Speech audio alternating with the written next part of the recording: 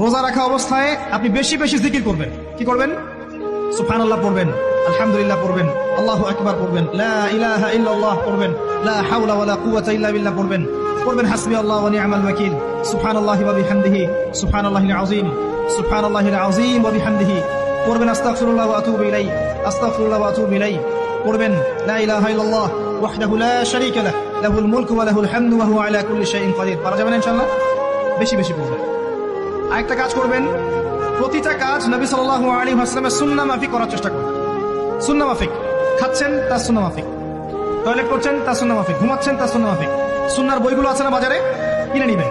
কিনে নিয়ে দেখবেন প্রতিটা কাজ কিভাবে করলে সুন্নাহ হবে।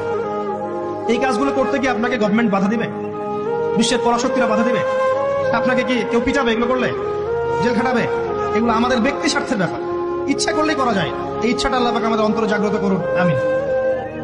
একটা কাজে কথা বলবো, নর্মালি আমরা ফরজগুলোতে বেশি ফোকাস করি, ফরজ ওয়াজিবে। রমজান মাসে সুন্নত মুস্তাহাবে ফোকাস করতে হবে।